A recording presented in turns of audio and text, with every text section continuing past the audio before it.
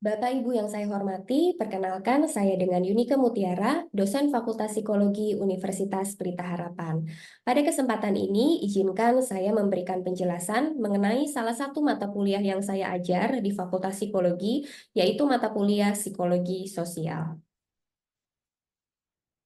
Mata kuliah psikologi sosial dirancang untuk memperkenalkan berbagai teori, model, serta konsep dalam psikologi sosial dengan menggunakan berbagai metode ilmiah dalam mengeksplorasi fenomena sosial, serta secara khusus mengaitkannya dengan perspektif Kristen. Kemudian topik-topik psikologi sosial yang dibahas meliputi teori-teori seperti persepsi diri sendiri di lingkungan sosial, kemudian pengaruh lingkungan sosial terhadap diri, dan sebaliknya pengaruh diri terhadap lingkungan sosial. Kemudian beberapa isu atau fenomena-fenomena sosial kontemporer juga turut kami bahas di mata kuliah ini, seperti penggunaan internet, praktik keagamaan, relasi antar sesama, dan juga pengaruh budaya pada perilaku manusia. Lalu mata kuliah ini diberikan di tahun pertama, di semester yang kedua, dan terdiri dari 4 SKS. Jumlah pertemuannya sebanyak 16 kali, termasuk UTS dan UAS. Dan tidak ada mata kuliah prasyarat atau mata kuliah terkait untuk mata kuliah psikologi sosial ini. Melalui pembelajaran pada mata kuliah psikologi sosial, mahasiswa diharapkan mampu untuk yang pertama, menganalisis teori dan pandangan umum dalam berbagai tema psikologi sosial dengan akurat. Untuk poin pertama ini, mereka akan diukur melalui nilai UTS, UAS, dan juga hasil diskusi di kelas. Yang kedua, mahasiswa diharapkan mampu merumuskan solusi permasalahan berdasarkan teori-teori dasar psikologi dalam menjelaskan berbagai dinamika sosial dengan sesuai dan juga sejalan dengan wawasan Kristen. Dan poin kedua ini diukur melalui UTS, UAS, dan juga proyek kelompok. Yang ketiga, mereka diharapkan dapat menunjukkan sikap responsif dan sensitif terhadap keanekaragaman sosial mengenai sebab serta alternatif solusi atas berbagai gejala umum psikologi sosial menurut teori yang sudah dipelajari. Dan hal ini diukur melalui UTS, UAS, dan juga proyek kelompok.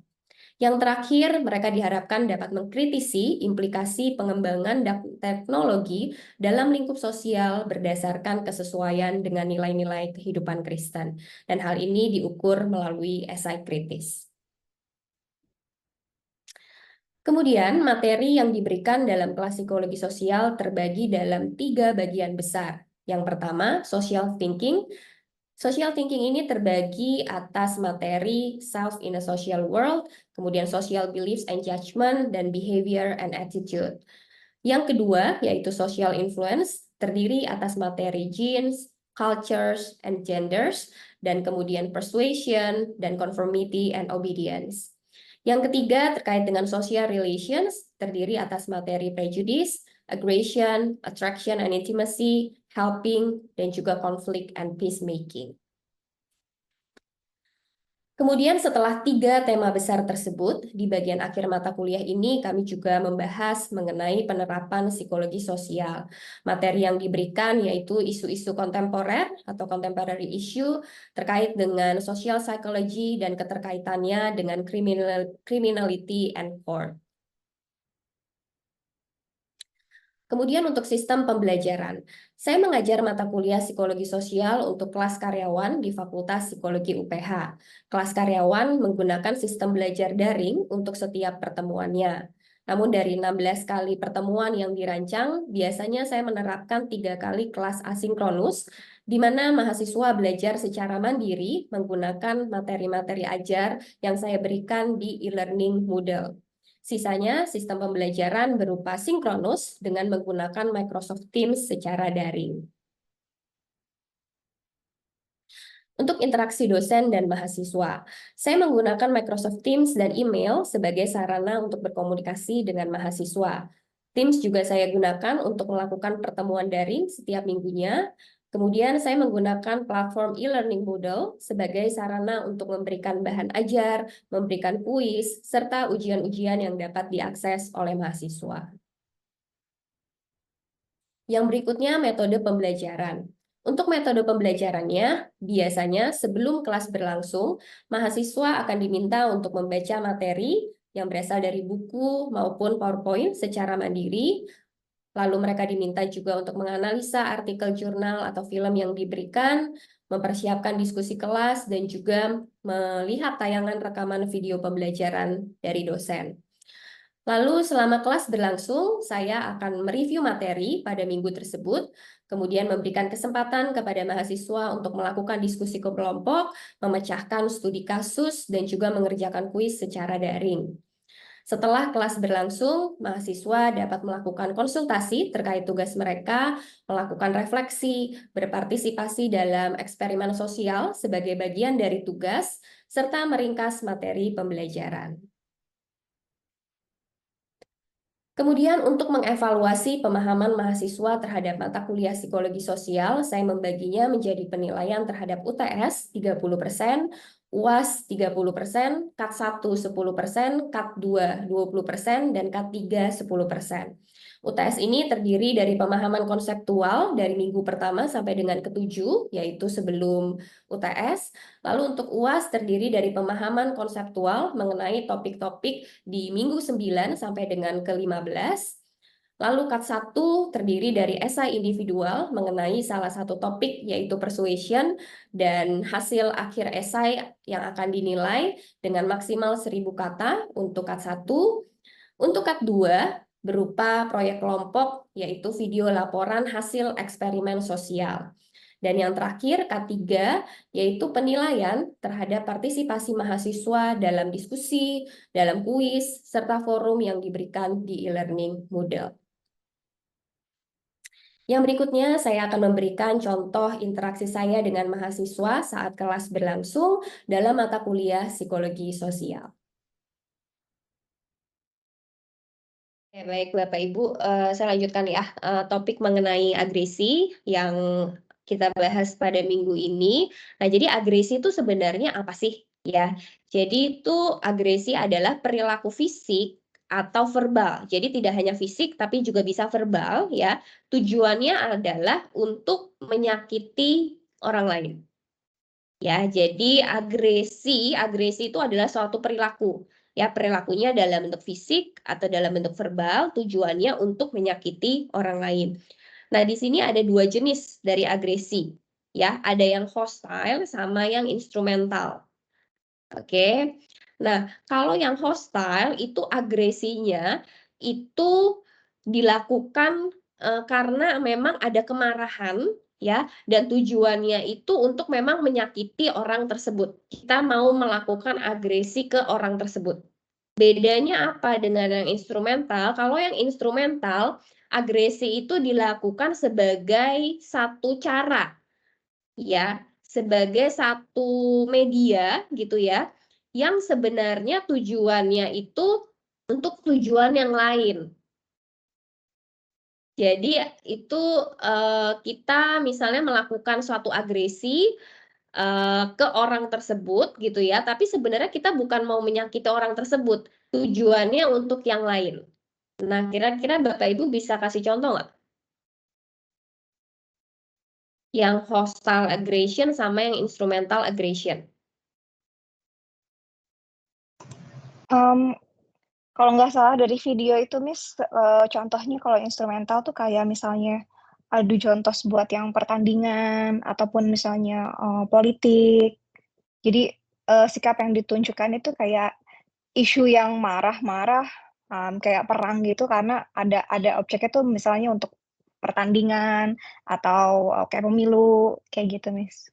Ya. Nah, perang tadi yang Mbak Rika sebut itu bisa juga sebagai salah satu contoh. Karena kan perang misalnya kita kemudian ada bunuh citizen juga gitu ya. Tapi kan sebenarnya kita nggak ada urusannya dengan mereka yang kita tembaki gitu ya. Itu memang tujuannya untuk politik. Sebenarnya agresi yang kita lakukan tuh untuk politik gitu. Kemudian Mas Rizky silakan. Iya, Miss. Kalau misalnya memukul atau memarahi anak karena marah dengan suami atau istrinya sendiri itu bisa masuk ke kategori itu nggak, Miss? Ya, Instrumental bisa. aggression. Iya, bisa juga seperti itu. Betul. Kasih, Miss. Ya, thank you Mas Rizky. Tadi siapa lagi yang raise hand ya? Jadi paham ya, bedanya kalau hostile memang itu ada kemarahan langsung dengan orang tersebut. Tapi kalau instrumental aggression, agresinya itu sebagai apa namanya ya. Kemudian apa ini? Spreading rumors masuk ke hostile nggak ya, Miss? Spreading rumors itu apakah memang dia melakukan ada perilaku fisik dan verbalnya juga untuk menyakiti orang tersebut? Secara langsung ya. Ada secara langsungnya nggak?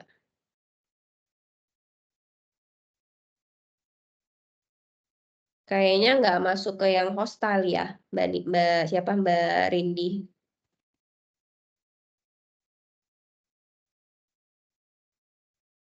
Kemudian ada teori-teori yang mencoba untuk menjelaskan mengenai agresi. Ya, ada yang bilang agresi itu sebagai fenomena biologis, memang dari sananya gitu ya, insting manusia. Tapi ada juga yang bilang karena itu respon dari frustrasi kita. Ada juga yang bilang agresi itu sebagai perilaku sosial yang kita pelajari. Ya.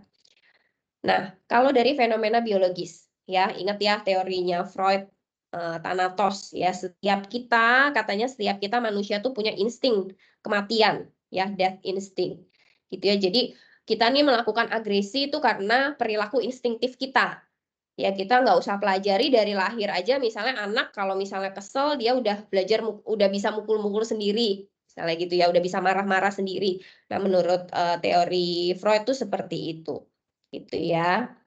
Kemudian ya, tapi ini juga kontroversial gitu ya, insting teori ini kayak misalnya mengapa tikus masuk dalam spesies kanibal karena tikus memiliki insting agresif. Nah, apa buktinya gitu yang dia nggak begitu bisa menjelaskan tentang pertanyaan tersebut gitu ya.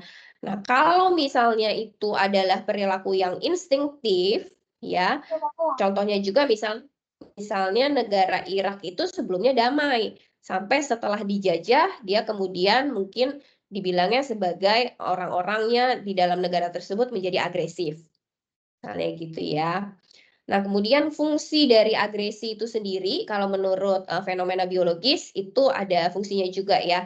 Jadi misalnya gaining resource, defending against attack, kemudian eliminating male rivals for female. Jadi ada tujuannya lah untuk mempertahankan diri dan sebagainya. Ya. Ya, ini juga contoh-contoh dari bagian tubuh kita, bagian otak kita gitu ya, bahwa ini yang menjelaskan nih, orang-orang dengan antisosial, pembunuh itu punya 14% bagian prefrontal korteksnya yang lebih tidak aktif. Ya. Kemudian untuk mereka yang antisosial juga bagian dari prefrontal korteksnya itu 15% lebih kecil contohnya. Ya. Terus dari pengaruh genetik, terus pengaruh biochemical. Nah, ini yang mencoba menjelaskan perilaku-perilaku agresi dari seseorang, ya. Nah, kemudian kalau kita lihat dari respon frustrasi, ya, ada istilah yang namanya frustration aggression theory, ya. Nah, dalam merespon terhadap frustrasi, biasanya agresi kita tuh bisa langsung, tapi bisa juga displace. Ya, misalnya kalau kita nggak berani untuk memarahin bos kita langsung, kita akan melakukan displacement. Ya, kita akan misalnya kita pukul-pukul apalah meja kita, mukul-mukul tembok, melakukan sesuatu yang lebih bisa diterima. Ya. Nah, ini contoh dari frustration aggression theory ya. Ada frustration, terus instigation to aggress, outward aggression, kemudian ujungnya bisa direct, bisa displace. Ya. Nah, tapi kemudian ada juga yang menarik inward aggression ya, suicide. Ya, ada suicide ini juga bisa lahir dari kondisi frustrasi kita, gitu ya. Terus kemudian kita mau melakukan agresi, tapi kita tidak berani melakukannya keluar, sehingga kita melakukannya ke dalam diri kita, ingin melakukan suicide. Oke. Nah, kemudian teori ini ada revise dikit juga ya. Sometimes frustration leads to irritation, not aggression. Jadi perlu ada kemarahannya dulu, gitu ya. Ada anger dan aggression cues-nya dulu, baru bisa muncul perilaku agresi. Jadi ini sedikit direvisi teorinya, nggak serta-merta orang yang frustrasi itu kemudian mau melakukan tindakan agresi. Kira-kira seperti itu. Bapak Ibu pernah punya pengalaman nggak? Mungkin frustrasi munculnya lebih ke agresi atau munculnya lebih ke depresi atau bagaimana? Oh ya, Mbak Rindi ada raise hand, silakan. Mau tanya Miss, kalau tadi kan suicide dia masuknya ke inward aggression ya Miss, berarti kalau misalkan self harm juga bisa dikategorikan ke dalam inward aggression juga ya Miss? Betul, betul. Biasanya sebelum suicide ya, orang-orang itu banyak yang menunjukkan perilaku-perilaku yang self harm itu. Ya, dan kayaknya zaman sekarang jadi banyak ya yang melakukan self harm. Kalau dulu kan kita taunya langsung bunuh diri aja gitu ya. Dan sekarang self harm itu tuh bisa jadi nggak hanya dia frustrasi, tapi karena mempelajari dari teman-temannya. Ya nggak sih, kayak jadi suatu tren juga loh. Hati-hati juga ya, Mbak Rini anaknya udah masuk remaja kan ya. Fenomena self harm lumayan ini nggak di sekolahnya anaknya Mbak Rindi? Iya Miss, jadi memang kalau untuk fenomena self harm ini lagi mulai tren juga di sekolah anak saya. Mungkin karena mereka menginterpretasikan apa yang mereka lihat di sosial media gitu kan, oh depresi terus akhirnya dia melukai diri gitu kan, self harm terus dipamer-pamerin ke teman-temannya seolah-olah kayak, eee, "Eh, boleh loh kita kalau lagi depresi tuh self harm begini tuh boleh banget," gitu. Jadi akhirnya, sempet ngobrol juga, kebetulan saya cukup aktif di sekolah terutama untuk kasus-kasus bullying, jadi sempet dapet laporan dari beberapa, homeroom teacher, ada kurang lebih 5 anak yang melakukan, self harm dan ada, sampai 6 anak yang hampir mau suicide di sekolah. Oh wow, usia berapa itu? Eee, untuk yang kasus self harm ini ada di, kelas 8, terus kemudian ada di kelas 9 juga. Kalau untuk yang suicide ini lebih banyak di kelas 10, kelas 11 udah SMA berarti ya, Miss, ya? Iya, Gitu. iya, Jadi, iya.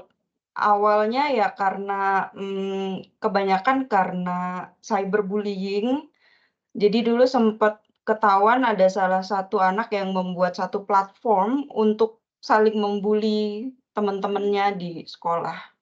Dan dan, itu wah cukup menggemparkan saat itu sih, Miss. Saya juga sempet sampai advokasi ke kepala sekolah juga, sampai akhirnya akun itu benar-benar bisa di-shutdown. Iya, iya. Iya, rasanya lumayan mirip-mirip ya, beberapa klien gitu juga yang saya temui anak remaja ya. Mereka jadi satu tren ya, jadi satu tren yang tapi memang sebenarnya banyak yang terpengaruh itu memang mereka dari keluarga yang disfungsional ya sebenarnya gitu. Tapi mereka menganggap itu sesuatu yang cara yang tepat gitu untuk melarikan diri dari masalah.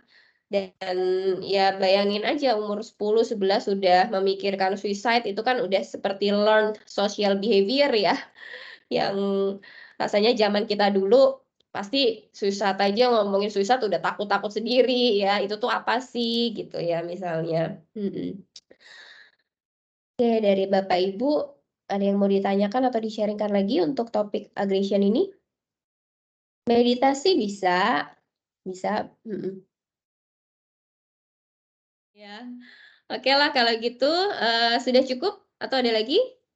Cukup ya. Kita nanti kalau misalnya ada yang masih kurang kita bisa lanjut lagi minggu depan.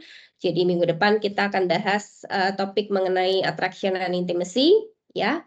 Oke, kalau gitu thank you Bapak Ibu atas waktunya malam ini. Sampai minggu depan ya. Thank you, Selamat Miss. istirahat Thank you, semuanya. Selamat Terima kasih, istirahat. Miss. Selamat istirahat. Terima kasih, Miss. Miss.